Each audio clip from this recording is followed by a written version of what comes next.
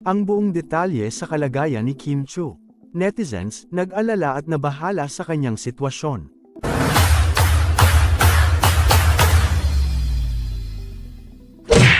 Nababahala at nag-aalala ang mga netizens sa kasalukuyang kalagayan ni Kim Chiu matapos niyang ipakita sa social media ang kanyang paggamit ng nebulizer sa dressing room ng It's Showtime studio. Ang pangyayaring ito ay agad na bumuhay ng mga reaksyon mula sa kanyang mga tagahanga at sumusuporta, pati na rin sa mga nagmamahal sa kanya.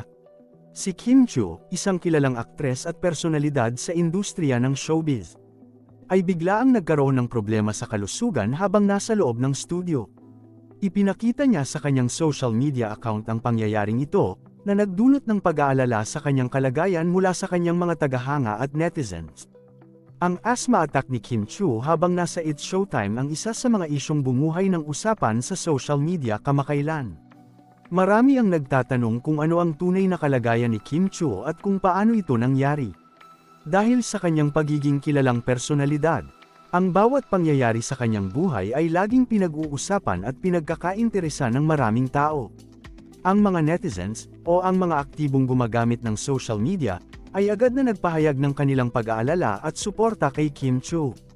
Sa pamamagitan ng pagpapakita ng kanyang paggamit ng nebulizer, ipinakita ni Kim Chiu ang kanyang pakikibaka sa kalusugan, na siyang nagpatibay sa kanilang pagsuporta sa kanya.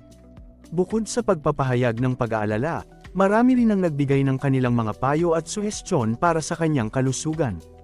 Ang mga komento at mensahe ng pagmamahal mula sa kanyang mga tagahanga ay nagbigay ng lakas ng loob kay Kim Chiu sa panahong ito ng kanyang pagsubok sa kalusugan.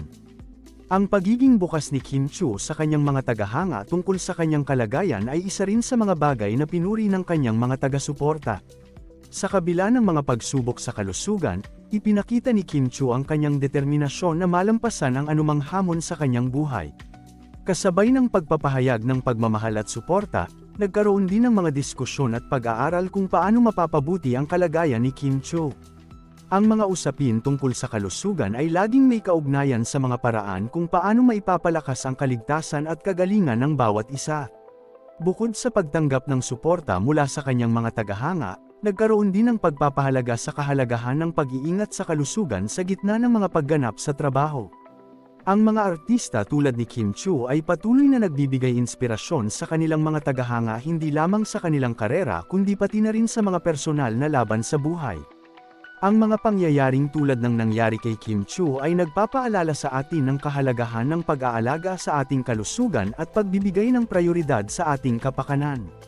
Sa pagiging bukas ni Kim Chiu sa kanyang karanasan, nagiging daan ito upang makapagbigay aral at magkaroon ng kamalayan ang iba't ibang tao ukol sa mga hamon at pangangailangan ng mga may asma at iba pang sakit sa baga.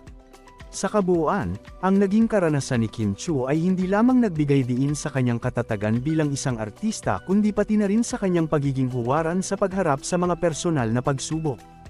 Ipinakita niya sa pamamagitan ng kanyang pagiging bukas at tapat sa kanyang mga tagahanga kung paano harapin at malagpasan ang mga hamon ng buhay. Lalo na sa usapin ng kalusugan. Sa pagpapahayag ng kanyang karanasan, hinikayat ni Kim Chiu ang mga tao na maging mas bukas at responsableng manggalaga sa kanilang kalusugan.